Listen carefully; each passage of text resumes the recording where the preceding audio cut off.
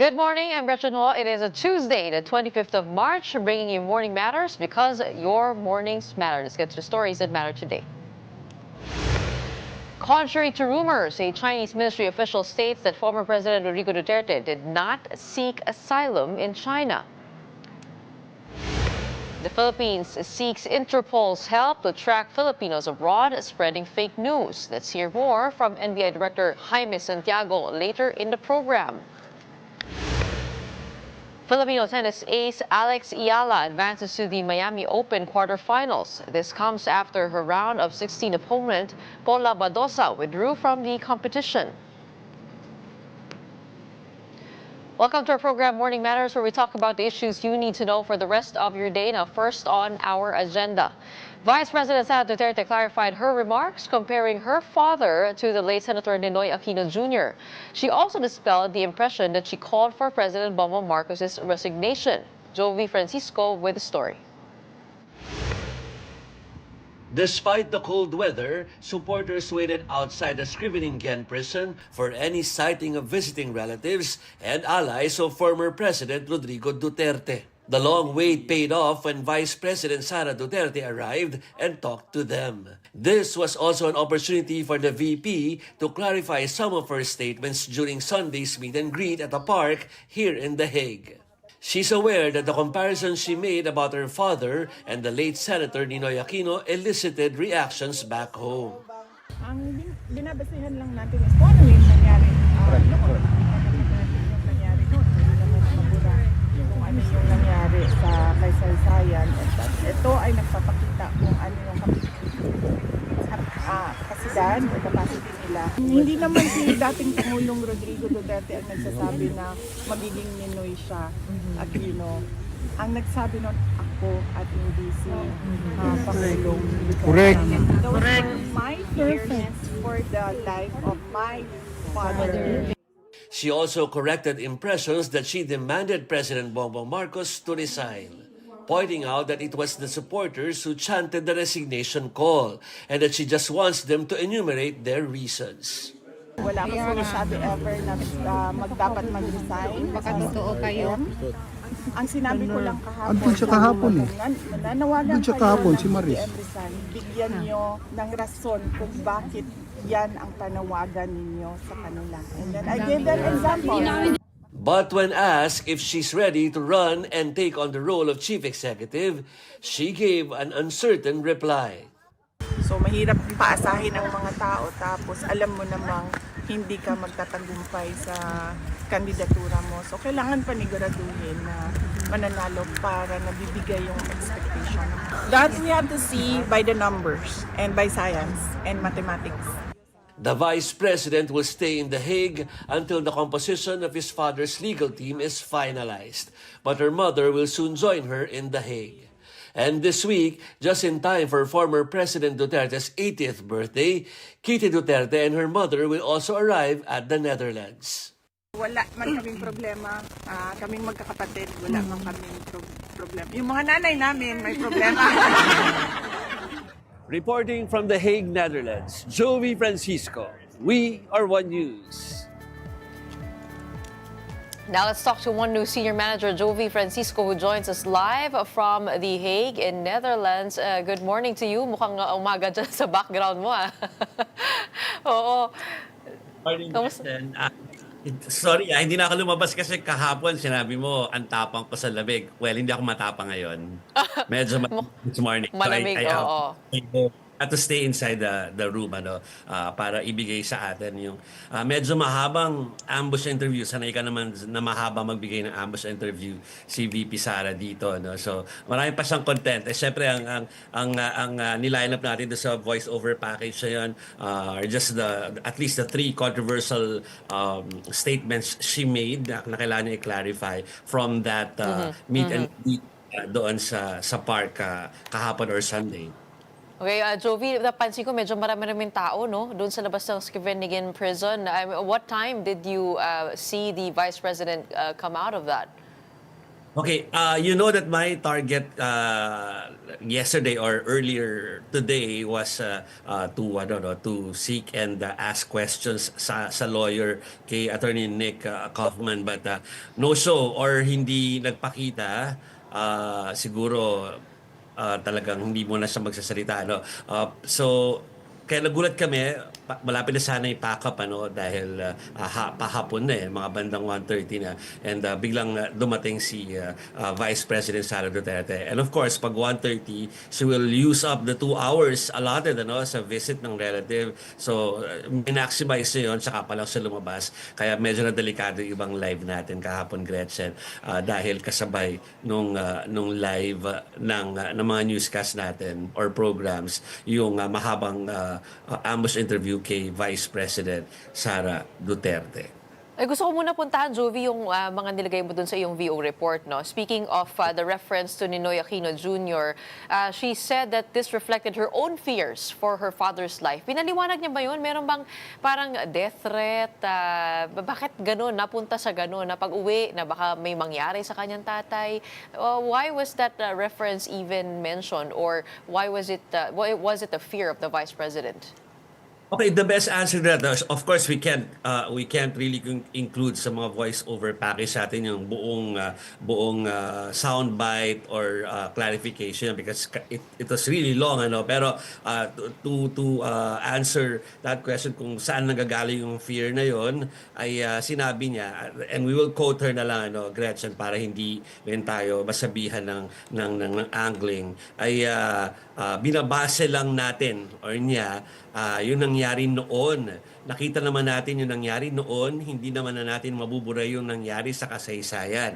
Itong mga ito ay nagpapakita kung ano ang kapasidad or ang capacity nila to do these kinds of things. So, yun yung kanyang in-imply sa simula nung kanyang sagot sa clarification, kung saan ba yung hugot or saan galing although sinasabi niya yun ay galing do sa fear bilang daughter para sa kanyang ama, no, ay kung saan ano yung basis nun. Ang basis nun, I think it's mainly trust sa side ni Vice President Sara Duterte, no, Gretchen, na maraming nasa siguro na experience na hindi maganda do sa relationship nung dating ka-unity team nila ay kaya meron siyang pagdududa. Parang ganun lumalabas yung kanyang or meat ng kanyang clarificatory statement. Talking about threats, there was a reported bomb threat in the office of the Vice President. Did she react to that? Did you mention that to her? She was asked by one of our kasamahan sa media about that, sinabi niya kasi parang ang actually kung hindi niya nasagot, magpa-follow up sana ako doon, Gretchen, kasi parang baka may need for her to go back, kasi may mga nagaganap sa kanyang tanggapan or ang OVP. Ang sinabi lang niya, merong SOPs in place pag kami magandang threats, is nothing new according to her, at alam na nila ng mga kawani na naiwan kung ano yung gagawin, like kung kailangan mag-evacuate, they did evacuate, and she told this story of an applicant who was there during the evacuation and hindi na daw tumuloy doon sa application nung pagsasabit ng application niya or pagpaprocess kasi parang natakot na ganito pala ang sitwasyon dito. So natawa naman yung mga supporters doon, pero yun yung sinasabi niya. At ituloy na natin doon, kasi nga ang dapat na follow-up question doon, Gretchen, ay kung may need ka na ba kayong bumalik ng Pilipinas because of course meron kayong posisyon bilang Vice Presidente, hindi na tanong yon, pero in a way nasagot niya na she will be staying here until hindi nga matapos yung hindi ma-approve yung legal panel ng kanyang father. At of course, there will be a celebration pa or meron pang okasyon this coming weekend dito because of the birthday of for her father, at parating na rin nga dito yung mga kaanak niya, yung sister niya at saka yung respective mothers nila, Gretchen, so ano ang plan for Friday? they don't want, based on her statement, they don't want to push for another meet and greet na ganyan, ano, na may stage, merong sound system, may mga barricade, saka magsasalita o may mga speaker, because it's ano, no, it only means sa pagka ganyan yung setup, they will need to apply for permits. You know how strict things are here sa The Hague. Hindi naman strict, how orderly they are here, Gretchen. So, pero allowed kasi na kahit na ganyan karaming tao, kung gusto nila mag-picnic lang dyan, without really an occasion na announce at saka walang ganyang system, they can do it. So ang pinupush ni Vice President ay mag-picnic na lang dyan sa park or kung saan mang venue.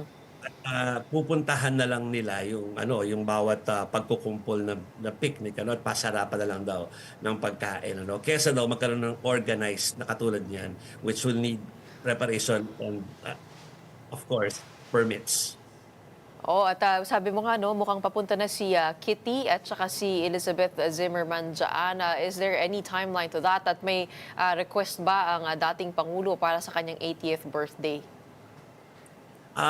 Wala namang specific na request sa sinabi doon, no? May mga, well, yung paulit-ulit na sinasabi na ano, no, brand ng soft drinks na kailangan niya at least twice a day or gusto niya na consume twice a day. Tapos yung Filipino food, medyo give up na siya doon, although nakakain na doon ng rice ulit, ano. Give up na daw kasi nga hindi pa talaga maalam or hindi pa expertise ng mga nagluluto dito yung at least yung ganong klaseng pagkain natin. Na sinabi nga kahapon sa speech ni Vice President Gretchen ay nagpadala siya ng PDF file or ng ng printout ng kung ano yung pwedeng lutuin ng mga simpleng putahe from the Philippines. Actually, ang pinaka-curious ako ay kung kompleto na yung mga pangalan ng legal team ng dating Pangulo. I mean, sabi nila meron na silang listahan, but did she give out the actual names, yung mga papapirma niya kay Digong?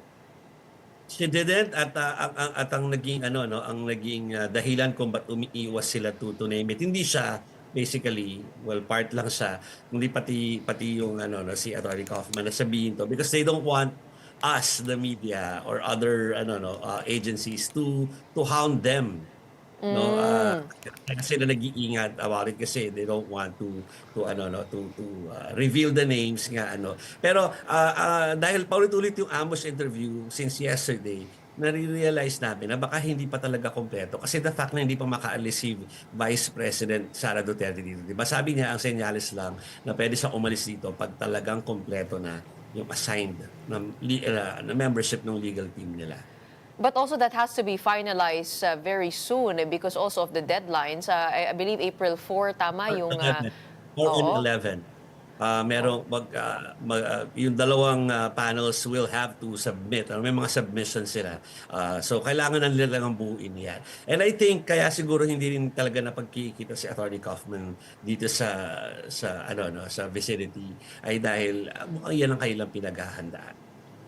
Maasahan ba natin na doon sa April 4 at April 11 may mga witnesses o napupunta sa Hague or wala pa yon sa proseso?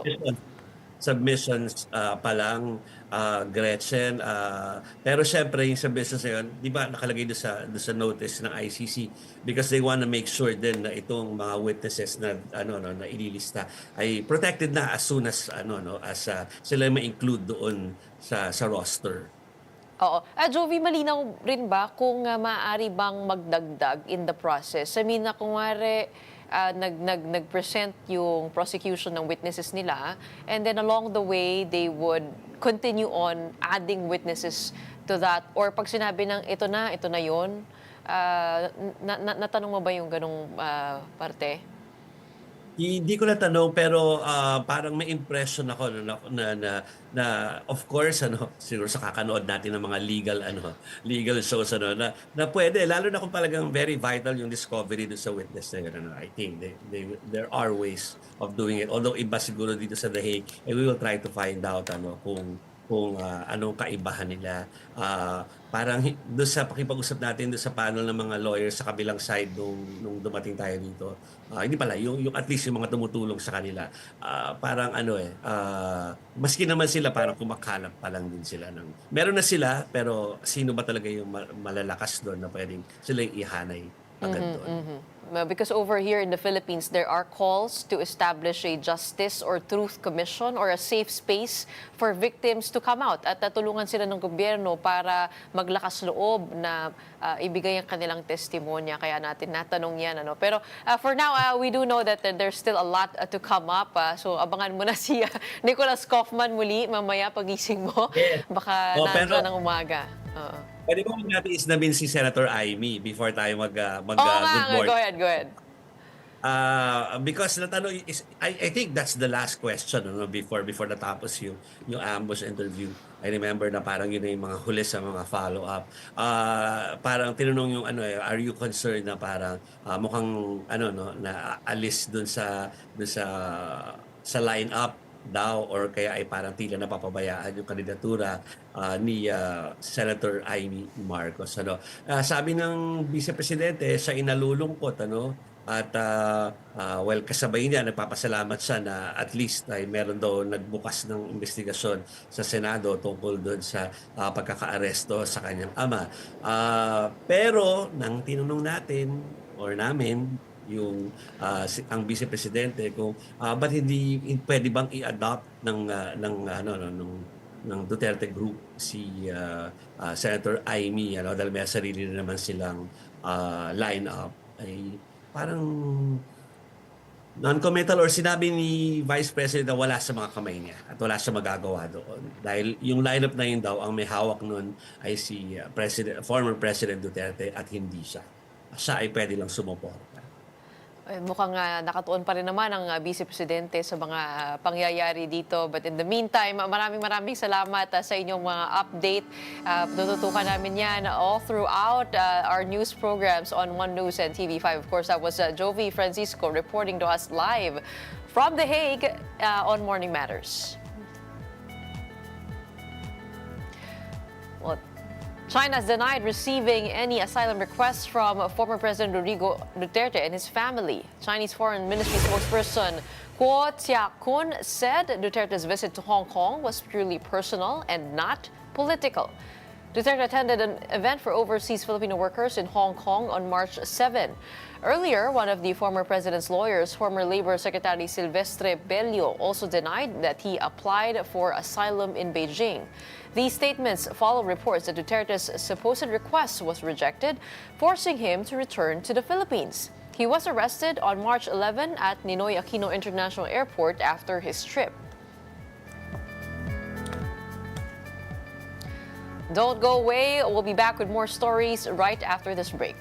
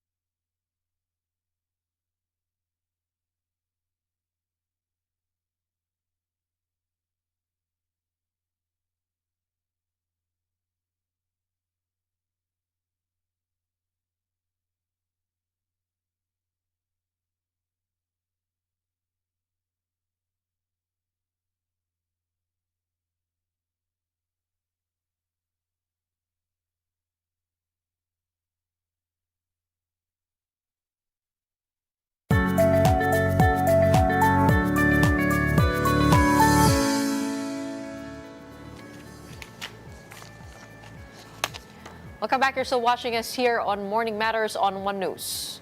The National Bureau of Investigation is looking into 20 vloggers and content creators suspected of spreading false information online. NBI Director Jaime Santiago said investigators have observed a recurring pattern in their content, raising concerns about a possible coordinated effort to mislead the public. The NBI is working with the National Telecommunications Commission and the Department of Information and Communications Technology to identify those involved, including Filipino vloggers based overseas. While Santiago acknowledged the right to free speech, he warned that legal action would be taken against individuals who engage in libel or incite public disorder.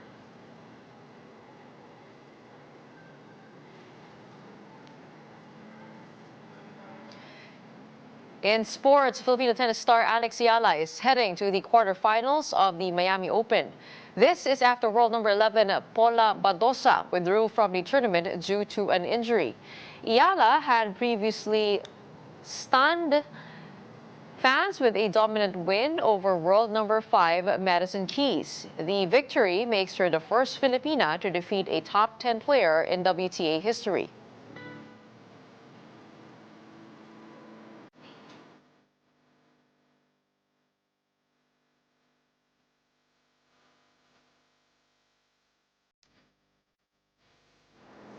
Meanwhile, the family of Ninoy Aquino Jr. in Malacanang have dismissed Vice President Sara Duterte's comparison of her father, former President Rodrigo Duterte, to the late democracy icon. Here's the report. The Aquino family opposed Vice President Sara Duterte's comparison of her father, former President Rodrigo Duterte, to the late Senator Benigno Ninoy Aquino Jr. According to the family, history shows that what happened to Ninoy is different from what Duterte is experiencing. During a gathering in The Hague, Netherlands, VP Sara likened Aquino's fate to what could happen to her father if he returned to the Philippines. Malacanang also rejected VP Sara's remarks. In a press briefing, Palace Press Officer Undersecretary Claire Castro noted that there is no record of Duterte likening himself to Aquino, but there is documented evidence of the former president comparing himself to Adolf Hitler. Parang hindi po natin nadinig noon na inahilin tulad ni dating Pangulong Duterte ang sarili niya kay Ninoy, kung hindi kay Hitler. Meron po siyang sinabi mismo, sinabi pa niya dito, and I quote, Hitler massacred 3 million, actually it's supposed to be 6 million Jews. Now there is 3 million, what is it? 3 million drug addicts in the Philippines. There are. I'd be happy to slaughter them. At least if Germany had Hitler, the Philippines would have me. So napakalayo pong ipakumpara ang sarili o ikumpara ang dating Pangulong Duterte kay Ninoy Aquino na hindi nagkaroon ng anumang record ng mass murder or crimes against humanity. She also questioned claims of threats against Duterte's life, urging for proof and evidence. Kailangan po natin kasi ng mga materyales, ng mga ebidensya bago po magsagawa ng ganitong mga klaseng statements. Wala pong katotohanan yan. Meanwhile, Senate President Cheese Escudero slams the Duterte family for suggesting that the AFP should have opposed former President Duterte's arrest. He questioned Vice President Sara Duterte's criticism of the military during a Senate hearing, accusing her of stoking conflict between soldiers and police. Escudero said the AFP only assisted in a lawful operation and should not be dragged into political disputes. For his part, Defense Secretary Gibo Teodoro echoed that the military must remain under civilian control and never act independently.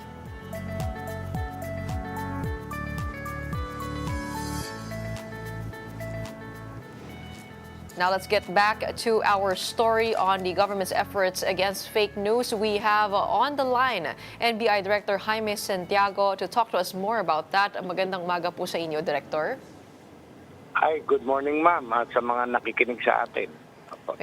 Director, ito po nga story po natin that you're requesting for the Interpol's help to go after the 20 vloggers that you've drawn up. Am I getting that correct, that that there is that possibility that the Interpol may be tapped?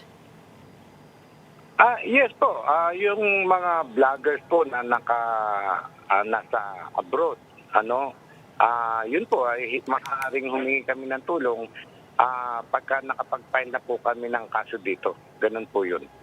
Okay. Ito pong listahan po ninyo, you cited that you have a list of 20 plus vloggers for disinformation campaigns. How did you come up with this list at sino-sino po ang kasama dyan? Ay, hindi ko po masasabi kung sino-sino, no? But then, sinasabi ko noon pa na nagmo-monitor kami But this time, masyado na pong laganap, nakaka-alarma na po para sa ating mamamayan at lahat.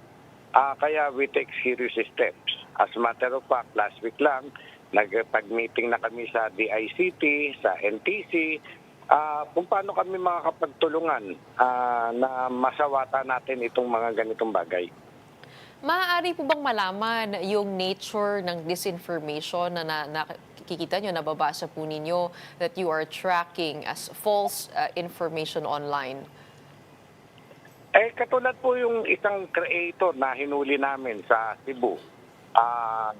Yun pong post ng isang radio station, TV station, ay binago niya. Inalter niya at kung ano-ano sinabi at pinapalabas niya that the president gusto ma-legalize ang droga dito sa ating bayan. Hindi po tama yun.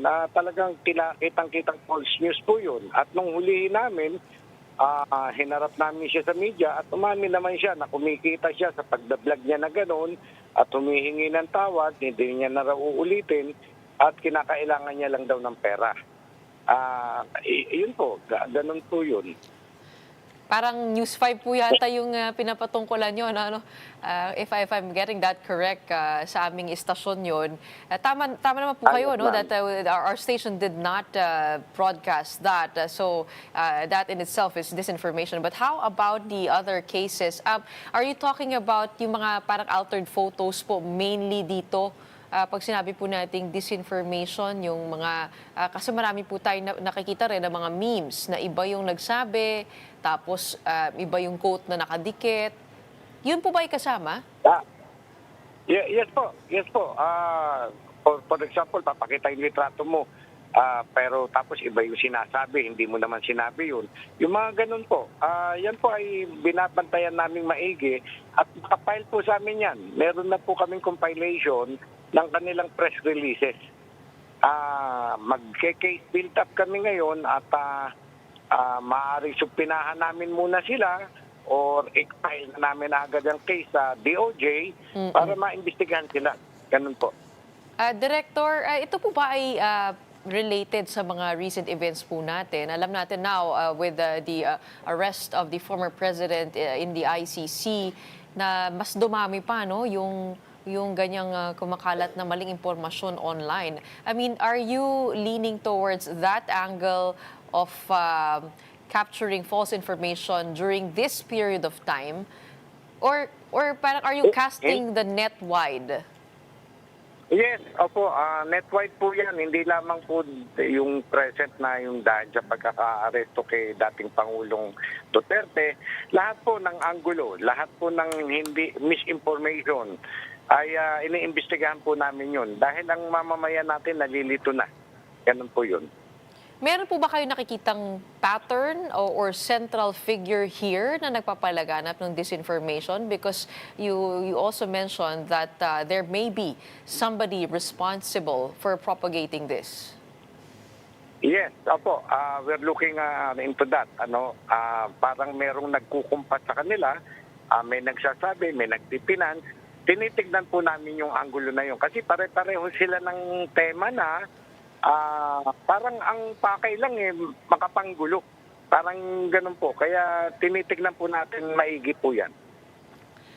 Pero hindi po ba napakahirap din na matrace yung mga post online to its original source, to the one who actually created the content, kung yung gumawa ng meme, yung nag-post, pati na rin yung sino nag-uutos. I mean, how do you establish all those links and be able to identify sino po yung talagang nasa likod ng mga yun? Yun po. Yun nga po ang aalamin namin dito sa ginagawa namin pagmomonitor. At masabi ko na po sa inyo, ang Facebook, for example, is very cooperative.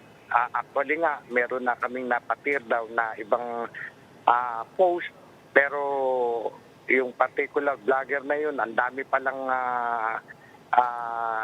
anong tawag dito, yung apps nila, account, maraming account. Kaya napatir daw namin yung isang account, tira pa rin doon sa kabilang account, at marami siyang account.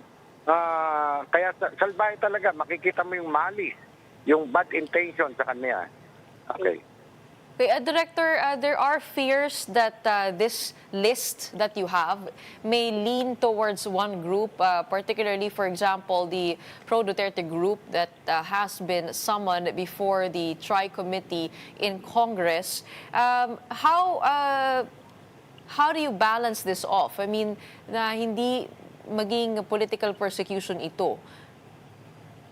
Ay, hindi po. Alam niyo po, ma'am, ako bilang former judge, nare-respeto ko po yung ating freedom of speech, freedom of expression. Kakaisa po ninyo ako dyan ng ating mamamayan. Kaya tinitimbang po namin, binabalanse po namin. Maaaring mag-comment ka, yan ang feeling mo, yan ang paniwala mo. Okay lang yan, mag-comment ka. That is freedom of expression, freedom of speech. But then, kung lumalampas ka na sa parameter ng batas, for example, kayo po ma'am, sasabihin nyo na, mali naman yung sinasabi ni Director Santiago. Okay lang po yun, no? Pero, lumampas ka na, yung nilait-lait mo na ako, pinagmumura mo na ako, na pati yung kung ano pa man, pinagsasabi mo na laban sa akin, ay, lampas na po yun. Ganun po yun, ma'am. Nire-respeto ko po ang karapatan ng ating mamamayan sa freedom of speech and freedom of expression. At ang aking mga ahente po ay well-guided sa aking, sa guidance ko na yan. Ganun po. Director, ibig sabihin po yung pagmumura po ay lagpas na doon sa sa parameter ng batas? Hindi po pwede bang magmura? I mean, isn't that also a part of freedom of expression? Yes, freedom of expression. Pero remember, meron tayong unjust vexation. Yung nang-iinis ka na, nang-aasar ka na, yung basta't murahin ka na lang na basta. Although, ito pa rin ang isang binabalanse ko. Kaming mga nasa government position, kaming mga opisyal ng gobyerno, hindi kami dapat maging onion skin. Kaya yung hanggat ang dami naman pong ganun eh. Ang dami namang nagmumura, nanlalait. Sige lang. Hindi kami onion skin.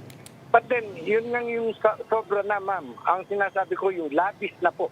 Yung labis na. Pero hindi po ba yung charges niyan ay dapat manggaling po doon sa minura? O kaya doon sa yes, subject? Tama po. Hindi po galing sa gobyerno? Oo. Yes, tama po yun. So have their Lambawa, charges been filed by at your office? Yes, hindi po. Tama po kayo, ma'am. Halimbawa, isang congressman, isang senador, o isang opisyal ng gobyerno, pinagmumura, nilalait, hindi naman kumikibo. Kayaan lang, dahil hindi nga siya onion skin, wala kaming magagawa doon. Ganun po yun. Opo. Bilang panghuli po, ano po yung binabalak po natin i-file na mga charges dito sa mga vloggers that you may tag for disinformation? Marami po. Unang-una, libel. No? Inciting to sedition, unjust vexation. At titignan din po namin yung anggulo na kumikita sila sa pag-vlog nila na yan, pay earning, nagbabayad pa ng tax. Titignan din po namin yung anggulo na yan. Kaya medyo maanong investigasyon po ito, ma'am. Seryoso po kami at iniingatan po namin, binabalanse po namin sa karapatan ng ating mga mamamayan. When are you expecting, when can we expect rather to see the list of those included on this list? Yung pong investigasyon namin ay meantime ay sa amin po muna. At malalaman nyo, pagka meron na kaming pinaila na kaso o pinatawag dito sa NBI, ay malalaman nyo rin po kung sino-sino sila. Alright, maraming salamat. Thank you so much for your time this morning at sa pagpapaliwanag po. We have NBI Director Jaime Santiago joining us on Morning Matters talking about fake news and the government's fight against it. Salamat po. Salamat. Stay tuned. We have more to come on Morning Matters right after this short break.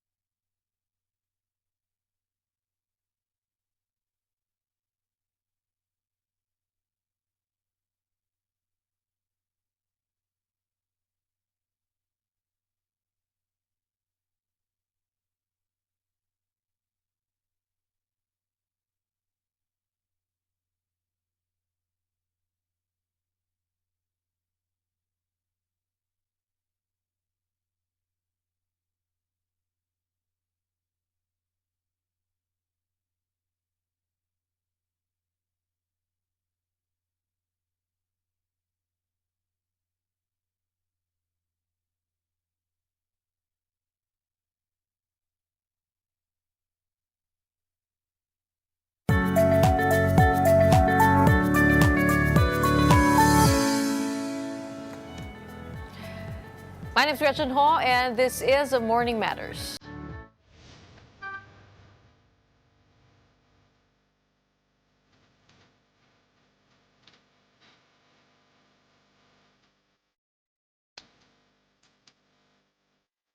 Well, today we talked about the government probing several vloggers and content creators for allegedly spreading false information online. How do fake news and disinformation affect politics and the upcoming midterm elections? And to discuss that, along with other pressing matters, we have former COMELEC Commissioner and Partido sa Bagong Pilipino Party List first nominee, Attorney Goyo Larazabal. Welcome to Morning Matters. Thanks for having me here. Magandang umaga. Okay, pag-usapan muna natin itong probe on fake news. Ano? Kasi narinig mo yung conversation namin ni NBI Director Jaime Santiago. Your experience with that, with the fighting fake news, when you were COMELEC Commissioner, and that affecting the election results and the environment, and also what you're seeing now? It's hard because before, there was basically it was a Wild West before sa 2010, and anyone can just make wild accusations. I'm happy now that COMELEC is actually running after people who share fake information, share fake news, kasi you have to nip it in the bud. You have to show people that that spreading false information is not only affecting them but also affects the whole electoral process. That's bad. So I'm happy they're doing it. But isn't it easy also for that to go the other way? Na when government does start defining what is true and what is false, it could also border on possibly affecting opinions online, posted online. Na maaaring sabihin nating facts ito, pero paano kung sabihin nila na yung sentimento mo ay mali? Okay, that's a good point. What happens is that if the government or some individual or candidate or stakeholder believes that a candidate, supporter, whatever, or vlogger shares false information, they can file a case, right? And it's up to the COMELEC to resolve that. So it's not yet automatic. It's not automatic conviction, but you have to know that they should be made accountable. Hindi pwedeng you make a statement. Bahala na si Batman. Ito, if you make a statement, you have to understand that there are consequences to the statements you make.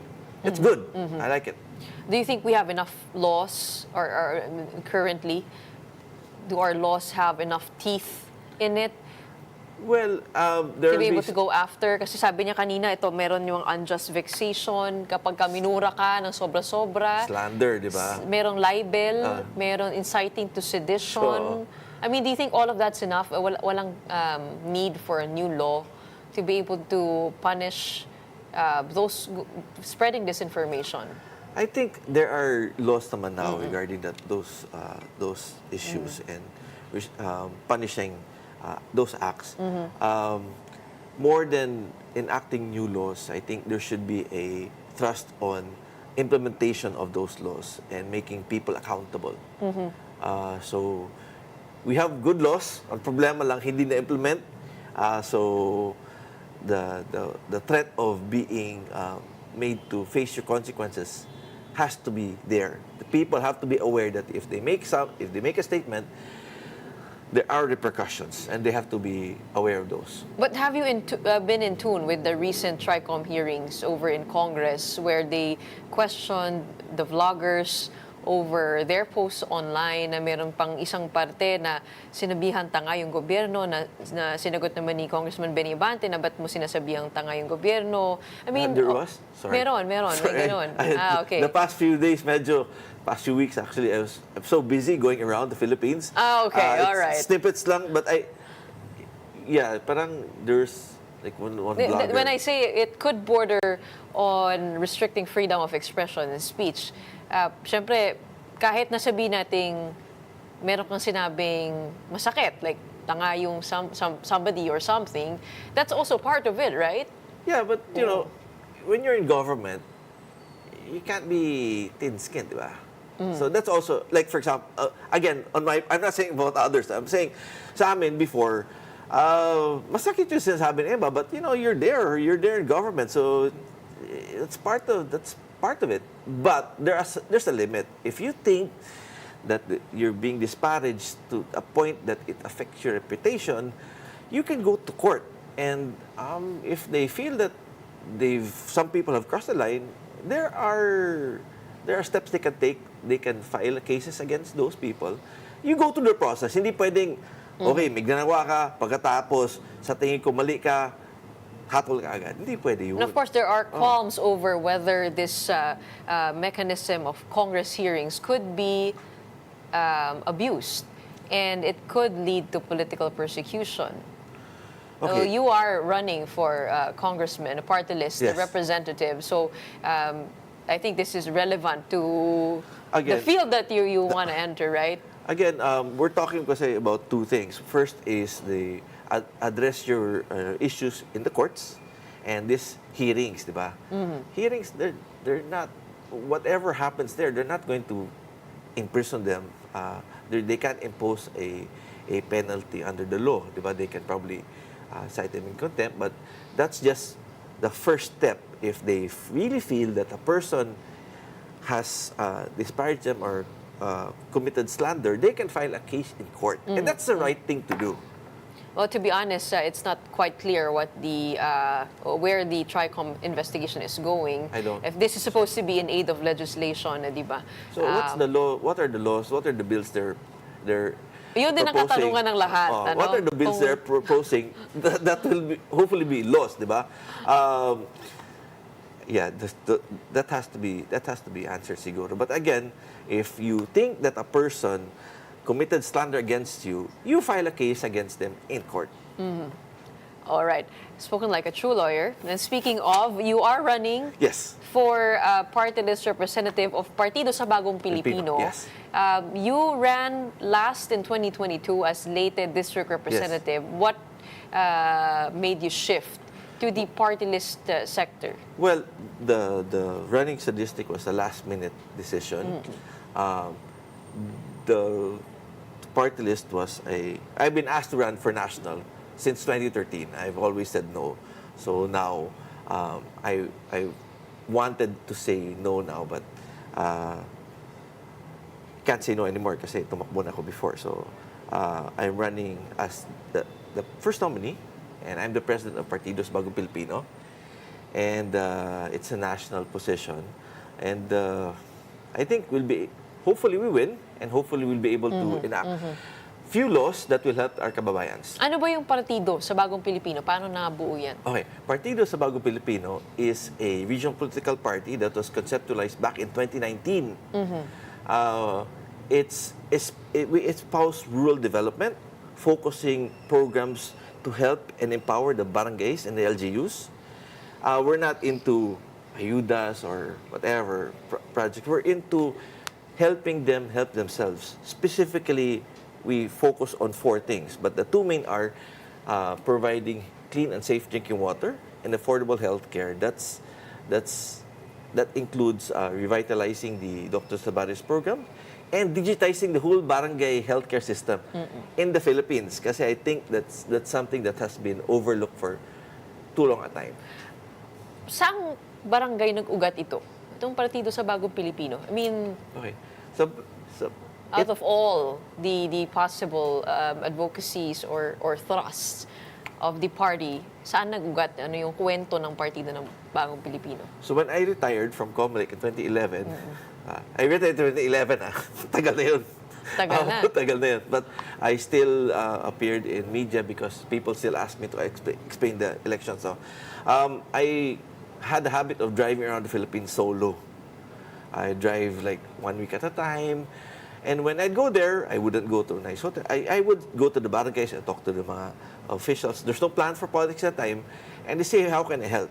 And I noticed that the problems of one barangay in, for example, Santan Gudarat, are the same problems in the province of La Union up north.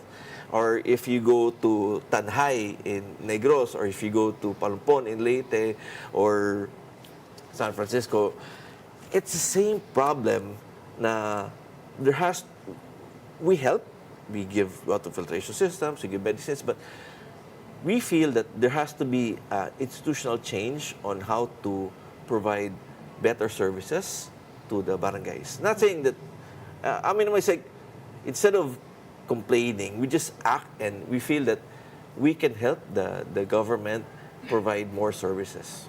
Like, what do you mean institutionalize the way a barangay works? Ano That's a ibig good sabihin question. nun? Okay, for example, water, safe and clean drinking water. In 2023, the statistics of UNICEF said that 53% of all households in the Philippines do not have access to clean and safe drinking water. It's 55% for public schools. I talked with Secretary Sani Angara, and I said, hey, kung manalo kami, we want to help with the schools also. So that one. In the age of access to internet via satellite, 53% of all households in the Philippines do not have water. That's bad, di ba? So, if we file a bill to empower the LGUs to access or develop rainwater systems and attach water filtration systems to those structures, that would help provide more water to the barangays. It won't solve all the problems, but it will lessen the number of Filipinos who do not have access to water. Water is so important because they say, why don't you talk about agriculture? Why don't you talk about urban farming? Our reply is, okay, if you talk about agriculture, you talk about urban farming, what's the most essential element of it? Water. So you have to have water. And they say, that, why don't you have this, the issue of managing water districts? Sabi ko, sandali. Before we talk about the issue of managing water districts, we have to make sure that they have actually water to manage. So water is there. Then we jump to healthcare. Most of the barangay health centers in the Philippines, ang laman lang, pasensya ang laman lang doon, pang pa-BP. That's it. Walang medisina, walang gapas, nothing. The barangay healthcare workers are there, so we need to maximize their presence, make their job more proactive. You monitor the healthcare system in the barangays so you can better track, you can better address the concerns, and you can help make Filipinos healthier. When you say barangays, it seems like you have such a large constituency, right? If ever you win as a congressman of that. How many barangays do we have in It's the about Philippines? 42,000. Thereabouts. So, mga Sobrang 42 dami. So, yes, but We kasi, have also a lot of poor barangays, my barangays God, that don't yes. have budgets. yes. So what you do is, And at the end of the day, it boils down to how much a barangay has to be able to implement also the changes that you want. So how do you plan to have the resources trickle down to the barangay level from where you stand or where you will stand? we have our mindset is to think big, you need to think small. To think about solving big problems, you need to think small. So you start with the barangay. And when you talk about a possible solution for a barangay, that is replicatable all over the Philippines. How do you do that? You've seen articles where there are medicines that have expired, the millions, diba? Why? So there might be a problem with the distribution of the medicines. There might be a problem with allocation, so that has to be looked at through legislation. Providing healthcare, the Doctor Salvaris program is working now, and we say it's being implemented except in the BARM area. But you need to recharge that. You need to supercharge that. So people will now feel that the government is going to them. It's there, but parang nakakalimutan na siya. So you need to reinvigorate it. There are others who might advocate the same thing. We're all for it. The more people working on it, the better. When it comes to the barangays that you've gone around, is Yes. are there particular barangays that have struck you? And sabi mo, ito yung nag-move sa akin, dito ko nakita na ito yung mga pagkukulang, ito dapat gawin. I mean, at saan yung mga barangay na yon? Where do I start? Where do I start? But before I start, before I go there now, let me say that, it's very humbling when we were in Hawan, in General Luna, in Siargao. We were the first party list nominees who went there. And when talk about the programs about, healthcare, lights, water, parang ang feeling nila, umiiyak sila. Sabi na, uy, at least napapansin na kami. And a lot of them have the same feeling na parang, uy, napapansin kami. So, we've gone to several barangays. There's one barangay, remember. Ang cost ng diatab doon, sorry if I mentioned, is 506 pesos. Alam mo bakit? Kasi the medicine is only about 6 pesos. But to go to that barangay from the poblacion is 250 because there's no roads. Haba-haba lang. So ang biro nila, which half-heartedly masakit, is 505 or 506 pesos yung medicine for diarrhea because the cost of transportation is 500. It's higher. It's than, higher. Than, ano. So, imagine if you can make that barangay more accessible. You don't need to asphalt it. You just need to make roads na yung mga multi-cab can pass instead of habal-habal. And the effect there would the cost would be less. And tourism will increase because people can go there like Hinatuan, di ba? Well, I asked that question because it's probably not your own barangay that needs a lot of help, right? I mean, where you come from, ang daming barangay na mas nangangailangan pa, di ba? Tama ako. Yes. And this question stems from the criticism that of the structure of current party list groups in Congress, Okay. that they do not actually represent the marginalized. Sabi nga ng Kontradaya, 7 out of 10 party list groups in the current elections have been hijacked by political clans, big businesses, state interests. Well, the Supreme Court has actually defined the party list as advocacies. Hindi Yes. siya nakasentro sa marginalized groups. But do you think there is, do you think that's fair? And that embodies the spirit of the party list sector? So basically, there are parties who represent marginalized sectors of society, and there are regional political parties. We're a regional political party. Let me jump one step ahead, and there have been people who have been asking, what about amending the party list law? Are you in favor of it? Sure, why not, di ba? All laws have to be reviewed every so often. So if they want to review the party list law, I'm all for it. But do you think there's a need to reword it in a sense that it does not actually just say that, they allow all groups with advocacies, parang ilang araw dapat maging membro ka nito. You don't necessarily need to be part of the marginalized sector to represent it. Do you think there's a need to reword it in a sense that it does represent the marginalized sector?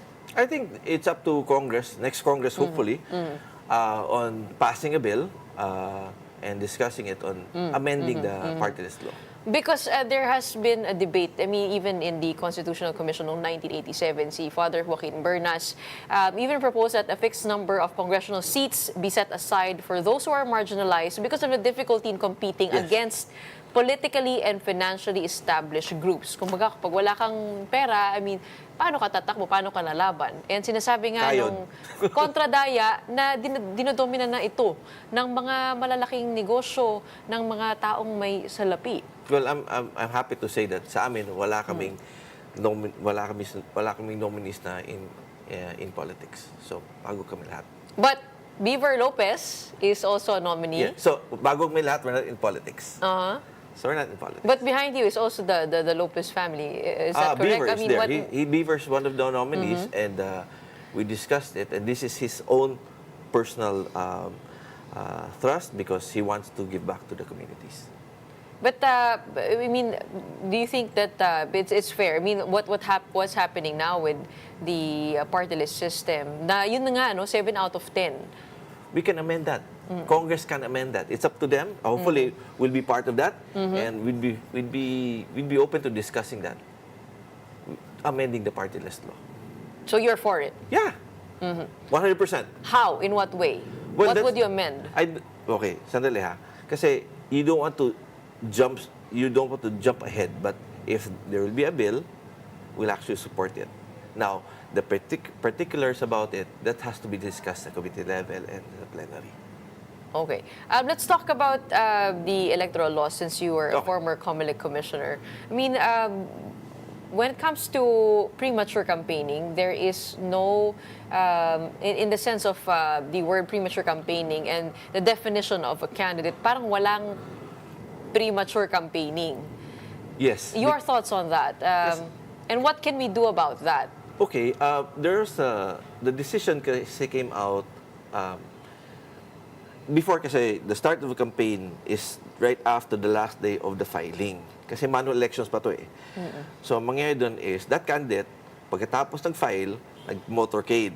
So, sabi ng Supreme Court na you're only a candidate at the start of the campaign period. So, that, in effect, it was referring to manual elections.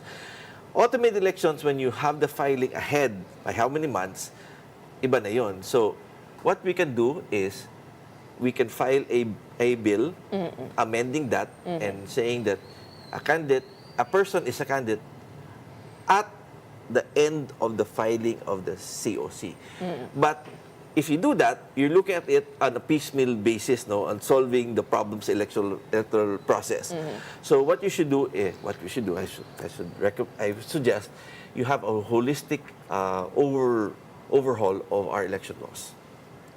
Kasi you have to deal with the election offenses, you have to deal with the mga procedures, you have to deal with the powers. Is that something you're also looking at? I mean, if you do win a Congress seat. Oh yes, that's what we've been espousing that since I was a Comelec official pa.